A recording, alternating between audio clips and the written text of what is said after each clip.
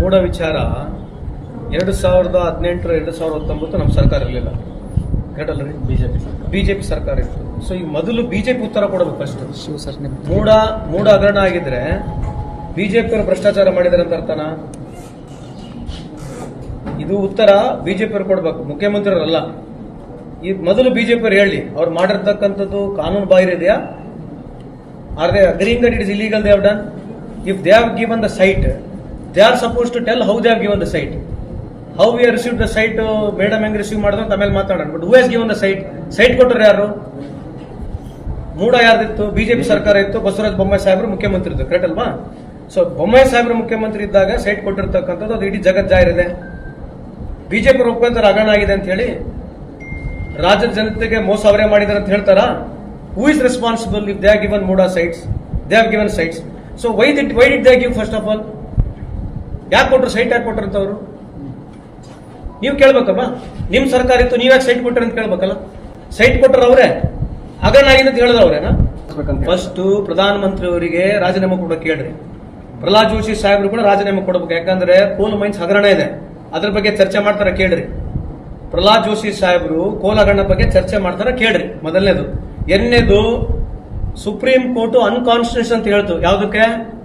Electoral ಬಾಂಡ್ಗಳಿಗೆ. ಅದ್ರ ಬಗ್ಗೆ ಚರ್ಚೆ ಮಾಡ್ತಾರಾ? ಪ್ರಧಾನಮಂತ್ರಿ ಅದ್ರ ಬಗ್ಗೆ ರಿಸೈನ್ ಮಾಡ್ತಾರಾ? ಮೊನ್ನೆ ತಾನೇ ಟೆರರಿಸ್ಟ್ ಅಟ್ಯಾಕ್ ಆಯ್ತು, ಪ್ರಧಾನಮಂತ್ರಿ ರಿಸೈನ್ ಮಾಡ್ತಾರಾ? 1 ವರ್ಷ ಹಿಂದೆ ಪ್ರಧಾನಮಂತ್ರಿ ಮಾಡಿರ್ತಕ್ಕಂಥ ಎಲ್ಲ ಉದ್ಘಾಟನೆಗಳು ಸೋರ್ತಾ ಇದಾವೆ. ಏರ್ಪೋರ್ಟ್ ಯಾರು ತಲೆ ಮೇಲೆ ಬಿದ್ದು ಸತ್ತೋಗಿದ್ದಾರೆ, ಇದ್ರ ಬಗ್ಗೆ ಚರ್ಚೆ ಮಾಡ್ತಾರಾ? ಎಲ್ಲ ಹೈವೇಗಳಲ್ಲಿ ಅವರೇ ಸಿಂಗಲ್ ವಾಕ್ ಮಾಡ್ತಾ ಕೈ ತೋರಿಸೋದ್ರು, ಅವೆಲ್ಲ ನೀರು ತುಂಬಿದಾವೆ. ಅವ್ರು ರಾಜೀನಾಮೆ ಕೊಡ್ತಾರಾ? NEET 25 ಲಕ್ಷ ಮಕ್ಕಳಿಗೆ ಈ ದೇಶದಲ್ಲಿ ಅನಾನುಕೂಲ ಆಗಿದೆ. ಸುಪ್ರೀಂ ಕೋರ್ಟ್ ಫೈಂಡಿಂಗ್ಸ್ ಇದೆ, ಫ್ರಾಡ್ ಆಗಿದೆ ಅಂತ ಹೇಳಿ ಸುಪ್ರೀಂ ಕೋರ್ಟ್ ಫೈಂಡಿಂಗ್ಸ್ ಇದೆ. ಪ್ರಹ್ಲಾದ್ ಜೋಶಿ ಸಾಹೇಬ್ರೆ, ಇದ್ರ ಬಗ್ಗೆ ಚರ್ಚೆ ಮಾಡ್ತೀರಾ? ಮತ್ತೆ ಇದಕ್ಕೆಲ್ಲ ಯಾರು ರಾಜೀನಾಮೆ ಕೊಡಬೇಕು? ನಿಮ್ ಸರ್ಕಾರದ ನೀವೇ ಸೈಟ್ ಕೊಟ್ಟು ನಮಗೆ ರಾಜೀನಾಮೆ ಮಾಡಂತಿರಲಿ. ಇದು ಯಾವ ಧರ್ಮ ಸ್ವಾಮಿ? ಅದು ಕಳೆದ 1 ವರ್ಷದಿಂದ ಸೋಷಿಯಲ್ ಮೀಡಿಯಾ ಸ್ಟಾರ್ ಆಗಿ ಗುರುತಿಸಿಕೊಂಡಿರುವಂತಹ ಸಚಿವ ಸಂತೋಷ್ ಲಾಡ್ 1 ವರ್ಷದಿಂದ ಮೋದಿ ಸರ್ಕಾರಕ್ಕೆ ಮತ್ತು ನರೇಂದ್ರ ಮೋದಿ ಅವರಿಗೆ ಸವಾಲ್ಗಳ ಮೇಲೆ ಸವಾಲನ್ನ ಆಗ್ತಾ ಬಂದರು ಮತ್ತು ಮಾಧ್ಯಮದವರಿಗೂ ಕೂಡ ಸವಾಲಾಗ್ತಾ ಇದ್ರು. ನೀವು ಬರೀ ನಮ್ಮನ್ನೇ ಪ್ರಶ್ನೆ ಕೇಳ್ತೀರಿ, ನಮ್ಮನ್ನು ಪ್ರಶ್ನೆ ಕೇಳಿ ಬೇಡ ಅಂತ ಹೇಳೋದಿಲ್ಲ. ಇದೇ ಥರ ಪ್ರಶ್ನೆನ ನೀವು ಯಾಕೆ ನರೇಂದ್ರ ಮೋದಿ ಕೇಳೋದಿಲ್ಲ? ಕಾಂಗ್ರೆಸ್ ನಾಯಕರಿಗೆ, ರಾಹುಲ್ ಗಾಂಧಿಗೆ ಮತ್ತು ನಮಗೆಲ್ಲ ಬಂದು ಪ್ರಶ್ನೆ ಕೇಳ್ತಿರಲ್ಲ, ಇದೇ ಪ್ರಶ್ನೆಗಳನ್ನು ನೀವ್ಯಾಕೆ ನರೇಂದ್ರ ಮೋದಿ ಅವ್ರಿಗೆ ಯಾಕೆ ಕೇಳೋದಿಲ್ಲ? ಕಳೆದ 10 ವರ್ಷಗಳಿಂದ ನೀವು ಅವ್ರಿಗೆ ಪ್ರಶ್ನೆಗಳನ್ನೇ ಕೇಳಲ್ವಲ್ಲ. ಪ್ರಶ್ನೆಗಳನ್ನು ಕೇಳಿ, ಫಸ್ಟು ಅವ್ರ ವಿರುದ್ಧ ಕೇಳಿ ಬಂದಿರೋ ಆರೋಪಗಳ ಬಗ್ಗೆ ಪ್ರಶ್ನೆಗಳನ್ನು ಕೇಳಿ ಉತ್ತರವನ್ನು ಪಡೀರಿ. ಅವ್ರಿಗೆ ಮಾತ್ರ ಪ್ರಶ್ನೆನೇ ಕೇಳೋದಿಲ್ಲ. ಅವ್ರೇನು ಹೇಳಿದ್ರು, ಅವ್ರೇನೇ ಮಾಡಿದ್ರು ಅದೇ ಒಂದು ದೊಡ್ಡ ದೈವ ಬರಹ ಅನ್ನೋ ರೀತಿಯಲ್ಲಿ ನೀವು ಸುದ್ದಿ ತೋರಿಸ್ತೀರಿ. ಅದೇ ನಮಗೆ ಮಾತ್ರ ಎಲ್ಲದಕ್ಕೂ ಪ್ರಶ್ನೆ ಮಾಡ್ತೀರಾ. ಫಸ್ಟು ನರೇಂದ್ರ ಮೋದಿ ಅವ್ರಿಗೂ ಪ್ರಶ್ನೆ ಮಾಡಿ, ಆಮೇಲೆ ನಮ್ಮನ್ನು ಪ್ರಶ್ನೆ ಮಾಡಿ, ಆಗ ನಾನು ನಿಮ್ಮನ್ನು ಒಪ್ಕೋತೀನಿ ಅಂತೇಳಿ ಮಾಧ್ಯಮದವ್ರಿಗೆ ಚಡಿಯೇಟನ್ನು ಕೊಡ್ತಾನೇ ಇರ್ತಾರೆ, ಮಾತಿನ ಚಡಿಯೇಟನ್ನು ಕೊಡ್ತಾನೆ ಇರ್ತಾರೆ. ಈಗ ಅಂತಹ ಸಂತೋಷ್ ಲಾಡ್ ಮತ್ತೊಮ್ಮೆ ಮಾಧ್ಯಮದವರಿಗೂ ಮತ್ತು ನರೇಂದ್ರ ಮೋದಿಯವರಿಗೆ ಸವಾಲಾಗ್ತಾ ಇದ್ದಾರೆ. ಈ ಸವಾಲನ್ನು ಆಗ್ತಾ ಇರೋದು ಸಿದ್ದರಾಮಯ್ಯನವರ ಕೇಳಿ ಬಂದಿರುವಂತಹ ಮೂಡ ಹಗರಣದ ವಿಚಾರದಲ್ಲಿ. ಮೂಡ ಹಗರಣದ ಬಗ್ಗೆ ಮಾಧ್ಯಮದವರು ಸಂತೋಷ್ ಲಾಡ್ಗೆ ಪ್ರಶ್ನೆಯನ್ನು ಮಾಡ್ತಾರೆ. ಸರ್, ಮೂಡ ಹಗರಣ ಭಯಂಕರ ಹಗರಣ ಅಂತಲ್ಲ, ಈ ಸಿದ್ದರಾಮಯ್ಯನವರು ರಾಜೀನಾಮೆ ಕೊಡಬೇಕು ಅಂತ BJP ನಾಯಕರು ಕೇಳ್ತಾ ಇದ್ದಾರೆ. ಪ್ರಹ್ಲಾದ್ ಜೋಶಿ ಅವರು ಇದನ್ನೇ ಮಾತನ್ನು ಹೇಳ್ತಾ ಇದ್ದಾರೆ. ಸಿದ್ದರಾಮಯ್ಯನವರು ನೈತಿಕ ಹೊಣೆಯನ್ನು ಹೊತ್ತು ರಾಜೀನಾಮೆ ಕೊಡಬೇಕು ಅಂತ ಹೇಳ್ತಾ ಇದ್ದಾರೆ ಸರ್. ಅಂದ ತಕ್ಷಣ ಸಿಡಿದು ಹೇಳ್ತಾರೆ ಸಂತೋಷ್ ಲಾಡ್.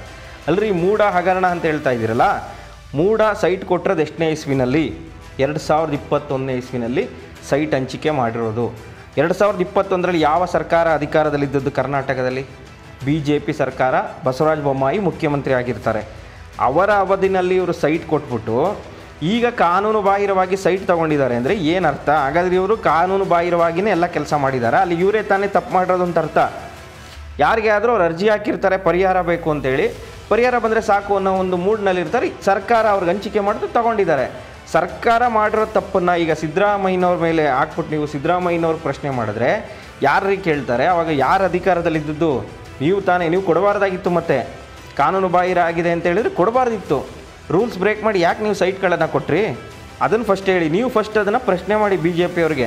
ನಿಮ್ಮ ಅವಧಿನಲ್ಲೇ ಸೈಟ್ ಕೊಟ್ಬಿಟ್ಟು ಈಗ ನೀವೇ ಭ್ರಷ್ಟಾಚಾರ ನಡೆದಿದೆ ಅಂತ ಕೂಗಾಡ್ತಾ ಇದ್ದೀರಲ್ಲ, ಇದೆಷ್ಟರ ಮಟ್ಟಿಗೆ ಸರಿ ಅಂತ ನೀವು ಹೋಗಿ BJP ಅವರಿಗೆ ಪ್ರಶ್ನೆ ಮಾಡಿ ಅಂತೇಳಿ ಮಾಧ್ಯಮದವ್ರಿಗೇನೆ ಸಂತೋಷ್ ಲಾಡ್ ಚಾಲೆಂಜ್ ಮಾಡ್ತಾರೆ.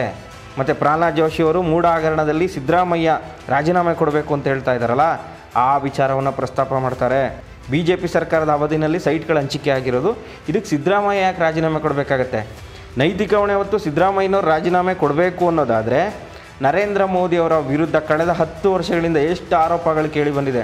10 ವರ್ಷ ಬೇಡ, ಈಗ 6-7 ತಿಂಗಳಿಂದ ಎಷ್ಟು ಭ್ರಷ್ಟಾಚಾರ ಕಣ್ಮುಂದೆ ಕಾಣ್ತಾ ಇದೆ. ಸುಪ್ರೀಂ ಕೋರ್ಟ್ ಹೇಳುತ್ತೆ ಎಲೆಕ್ಟ್ರಾಲ್ ಬಾಂಡ್ ಅನ್ನೋದು ಅಸಂವಿಧಾನಿಕ, ಎಲೆಕ್ಟ್ರಾಲ್ ಬಾಂಡ್ಗಳನ್ನು ತಗೊಳ್ಳೋದು ನ್ಯಾಯಬದ್ಧವಾಗಿಲ್ಲ, ಎಲೆಕ್ಟ್ರಾಲ್ ಬಾಂಡನ್ನು ಇವತ್ತೇ ಸ್ಟಾಪ್ ಮಾಡಿ, ಎಲೆಕ್ಟ್ರಾಲ್ ಬಾಂಡ್ ಮೂಲಕ ಯಾರ್ಯಾರು ದೇಣಿಗೆ ಕೊಟ್ಟಿದ್ದಾರೆ ಅನ್ನೋ ಒಂದು ವಿಚಾರವನ್ನು ದೇಶದ ಜನರಿಗೆ ತಿಳಿಸಿ ಸುಪ್ರೀಂ ಕೋರ್ಟ್ ಹೇಳಿತ್ತು. ಹಾಗಾದರೆ ನರೇಂದ್ರ ಮೋದಿಯವರು ರಾಜೀನಾಮೆ ಕೊಟ್ರಾ? ನರೇಂದ್ರ ಮೋದಿಯವ್ರಿಗೆ ನೀವು ರಾಜೀನಾಮೆ ಕೇಳಿದ್ರಾ ಅಂತ ಕೇಳ್ತಾರೆ. ಅದಾದ ನಂತರ ಇತ್ತೀಚೆಗಾಗಿರುವಂತಹ ಬೆಳವಣಿಗೆಗಳು, ಏರ್ಪೋರ್ಟ್ಗಳೆಲ್ಲ ಕುಸಿದು ಬೀಳ್ತಲ್ಲ, ಭಾರಿ ಮಳೆಗೆ ಕುಸಿದೋಯ್ತು ದೆಹಲಿನಲ್ಲಿ ಮತ್ತು ಜಬಲ್ಪುರದಲ್ಲಿ, ಮತ್ತು ರಾಮಪಥ ರಸ್ತೆ ಕುಸಿತು. 17,000 ಕೋಟಿ ಖರ್ಚು ಮಾಡಿದಂತಹ ಅಟಲ್ ಸೇತು ಬಿರುಕು ಬಿಡುತ್ತೆ. 17,000 ಕೋಟಿ ಖರ್ಚು ಮಾಡಿರುವಂಥ ಸೇತುವೆ ಎಷ್ಟು ಗಟ್ಟಿಮುಟ್ಟಾಗಿರಬೇಕಾಗಿತ್ತು, ಅಂತಹ ಸೇತುವೆ ಬಿರುಕು ಬಿಟ್ಟಿದೆ. ಅಲ್ಲಿಗೆ ಅದು ಭ್ರಷ್ಟಾಚಾರ ನಡೆದಿದೆ ಅನ್ನೋದು ಸ್ಪಷ್ಟವಾಗ್ತಾ ಇದೆ ಅಲ್ವಾ? ಮತ್ತು ನರೇಂದ್ರ ಮೋದಿಯವರು ಯಾಕೆ ರಾಜೀನಾಮೆ ಕೊಡ್ತಾ ಇಲ್ಲ? ನೀವ್ಯಾಕೆ ನರೇಂದ್ರ ಮೋದಿಯವರ ರಾಜೀನಾಮೆಯನ್ನು ಕೇಳ್ತಾ ಇಲ್ಲ? ಯಾಕೆ ಆ ವಿಚಾರಗಳ ಬಗ್ಗೆ ದೊಡ್ಡ ಮಟ್ಟದಲ್ಲಿ ಚರ್ಚೆ ಆಗ್ತಾ ಇಲ್ಲ? ಮೂಡ ಹಗರಣದ ಬಗ್ಗೆ ಇಷ್ಟೊಂದು ಚರ್ಚೆ ಮಾಡ್ತಾ ಇದ್ದೀರಾ ಅಲ್ವಾ? ಜಬಲ್ಪುರ್ ವಿಮಾನ ನಿಲ್ದಾಣ ಆಗ್ಬೋದು, ದೆಹಲಿ ವಿಮಾನ ನಿಲ್ದಾಣ ಆಗ್ಬೋದು, ಒಂದೇ ಮಳೆಗೆ ಚಾವಣಿನೇ ಕುಸಿದೋಗಿದೆ, ಒಬ್ಬ ವ್ಯಕ್ತಿ ಸತ್ತಿದ್ದಾನೆ. ಕೋಟ್ಯಾಂತರ ರೂಪಾಯಿ ಖರ್ಚು ಮಾಡಿರುವಂಥ ಕೆಲಸಗಳದು ಗಟ್ಟಿಮುಟ್ಟಾಗಿರಬೇಕಾಗಿತ್ತು.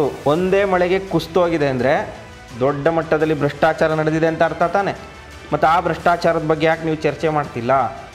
ಆ ಭ್ರಷ್ಟಾಚಾರದ ವಿಚಾರದಲ್ಲಿ ಯಾಕೆ ನೀವು ನರೇಂದ್ರ ಮೋದಿಯವರ ರಾಜೀನಾಮೆಯನ್ನು ಕೇಳ್ತಾ ಇಲ್ಲ? ಅವ್ರಿಗೆ ಒಂದು ನ್ಯಾಯ, ನಮಗೆ ಒಂದು ನ್ಯಾಯನ? ನರೇಂದ್ರ ಮೋದಿಯವರು ಏನು ಮಾಡಿದ್ರೂ ಅದು ನ್ಯಾಯಬದ್ಧವಾಗಿರುತ್ತಾ? ಅವರಿಗೆ ಪ್ರಶ್ನೆನೇ ಮಾಡಬಾರ್ದಾ? ಫಸ್ಟು ಅವ್ರಿಗೂ ಪ್ರಶ್ನೆ ಮಾಡಿ. 1,000 ಕೋಟಿ ಭ್ರಷ್ಟಾಚಾರ ನಡೆದಿರೋದು. ರಾಮಪಥ ಮಾಡ್ತೀವಿ ಅಂತೇಳಿ 100 ಕೋಟಿ ಖರ್ಚು ಮಾಡಿದ್ದಾರೆ. ಬರೀ ಒಂದೇ ವರ್ಷಕ್ಕೆ ಆ ರೋಡ್ ಕುಸಿದು ಬಿದ್ದಿದೆ. ಅಷ್ಟೊಂದು ಜನ ಬಡವರನ್ನು ಒಕ್ಕಲೆಬ್ಬಿಸಿ ಮಾಡಿದಂಥ ರೋಡ್ ಅದು, ರೋಡೇ ಕುಸಿದೋಗಿದೆ. ಅಲ್ಲೂ ಕೂಡ 100 ಕೋಟಿ ಭ್ರಷ್ಟಾಚಾರ ನಡೆದಿದೆ. ಅದ್ರ ಬಗ್ಗೆ ಯಾಕೆ ಚರ್ಚೆ ನಡೀತಾ ಇಲ್ಲ? ಮೂಡ ಹಗರಣದ ಬಗ್ಗೆ ಚರ್ಚೆ ಮಾಡ್ತಾ ಇದ್ದೀರಾ, ಮಾಡಿ. ಆದರೆ ಅದು ನಡೆದಿರೋದು BJPಯವರ ಕಾಲದಲ್ಲಿ. BJPಯವರ ಕಾಲದಲ್ಲೇ ಸೈಟ್ ಕೊಟ್ಬಿಟ್ಟು ಈಗ ಸಿದ್ದರಾಮಯ್ಯನವ್ರ ಮೇಲೆ ಗೂಬೆ ಕೂರಿಸಿದ್ರೆ ಏನು ಮಾಡೋಕ್ಕಾಗತ್ತೆ? ಫಸ್ಟ್ ನೀವು ಅದಕ್ಕೆ ಸ್ಪಷ್ಟನೆಯನ್ನು ಕೊಟ್ಟು ಆನಂತರ ಅವ್ರ ರಾಜೀನಾಮೆ ಕೇಳಿ. ಸಿದ್ದರಾಮಯ್ಯನವ್ರು ರಾಜೀನಾಮೆ ಕೊಡಲೇಬೇಕು ಅಂತಾದರೆ ನರೇಂದ್ರ ಮೋದಿಯವರು ಈ ಎಲ್ಲ ಕಾರಣಗಳಿಗೆ ರಾಜೀನಾಮೆ ಕೊಡಲೇಬೇಕು. ಮತ್ತು ನೀಟ್ ಎಕ್ಸಾಮ್ನಲ್ಲಿ 1000 ವಿದ್ಯಾರ್ಥಿಗಳಿಗೆ ಅನ್ಯಾಯ ಆಗಿದೆ, ದೊಡ್ಡ ಸ್ಕ್ಯಾಮ್ ನಡೆದಿದೆ ಅನ್ನೋದು ಕಣ್ಣಿಗೆ ಸ್ಪಷ್ಟವಾಗಿ ಕಾಣ್ತಾ ಇದೆ. ಆ ವಿಚಾರ ಯಾಕೆ ದೊಡ್ಡ ಮಟ್ಟದಲ್ಲಿ ಚರ್ಚೆ ಆಗ್ತಾ ಇಲ್ಲ? ನರೇಂದ್ರ ಮೋದಿಯವರು ಯಾಕೆ ರಾಜೀನಾಮೆ ಕೊಡ್ತಾ ಇಲ್ಲ ಅಂತೇಳಿ ಸಂತೋಷ್ ಲಾಡ್ ಮತ್ತೊಮ್ಮೆ ಸಿಡಿದೆದ್ದಿದ್ದಾರೆ. ಸಂತೋಷ್ ಲಾಡ್ ಅವರ ಪ್ರಶ್ನೆಗೆ ಮತ್ತೆ ಮಾಧ್ಯಮದವರ ಬಳಿ ಉತ್ತರ ಇಲ್ಲ. ಈಗ ಸಂತೋಷ್ ಲಾಡ್ ಅವರ ಈ ಹೇಳಿಕೆಗಳಿಗೆ BJPಯವರ ರಿಯಾಕ್ಷನ್ ಹೇಗಿರುತ್ತೆ ಅನ್ನೋದೇ ಪ್ರಮುಖ ಪ್ರಶ್ನೆ.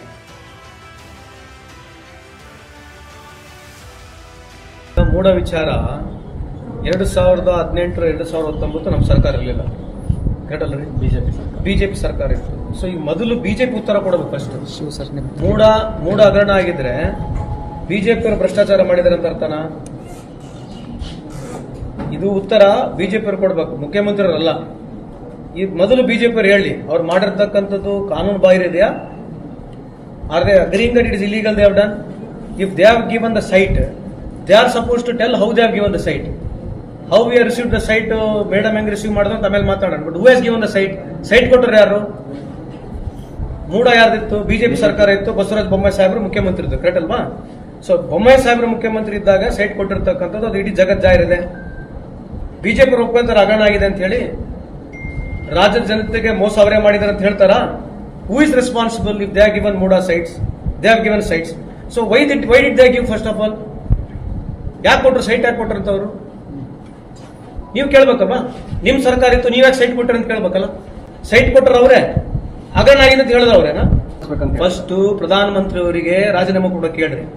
ಪ್ರಹ್ಲಾದ್ ಜೋಶಿ ಸಾಹೇಬ್ರು ಕೂಡ ರಾಜೀನಾಮೆ ಕೊಡಬೇಕು, ಯಾಕಂದ್ರೆ ಕೋಲ್ ಮೈನ್ಸ್ ಹಗರಣ ಇದೆ, ಅದ್ರ ಬಗ್ಗೆ ಚರ್ಚೆ ಮಾಡ್ತಾರ ಕೇಳ್ರಿ. ಪ್ರಹ್ಲಾದ್ ಜೋಶಿ ಸಾಹೇಬ್ರು ಕೋಲ್ ಹಗರಣ ಬಗ್ಗೆ ಚರ್ಚೆ ಮಾಡ್ತಾರ ಕೇಳ್ರಿ, ಮೊದಲನೇದು. ಎರಡನೇದು, ಸುಪ್ರೀಂ ಕೋರ್ಟ್ ಅನ್ಕಾನ್ಸ್ಟಿಟ್ಯೂಷನ್ ಅಂತ ಹೇಳ್ತು, ಯಾವುದಕ್ಕೆ? ಎಲೆಕ್ಟ್ರಲ್ ಬಾಂಡ್ಗಳಿಗೆ. ಅದ್ರ ಬಗ್ಗೆ ಚರ್ಚೆ ಮಾಡ್ತಾರಾ? ಪ್ರಧಾನಮಂತ್ರಿ ಅದ್ರ ಬಗ್ಗೆ ರಿಸೈನ್ ಮಾಡ್ತಾರಾ? ಮೊನ್ನೆ ತಾನೇ ಟೆರರಿಸ್ಟ್ ಅಟ್ಯಾಕ್ ಆಯ್ತು, ಪ್ರಧಾನಮಂತ್ರಿ ರಿಸೈನ್ ಮಾಡ್ತಾರಾ?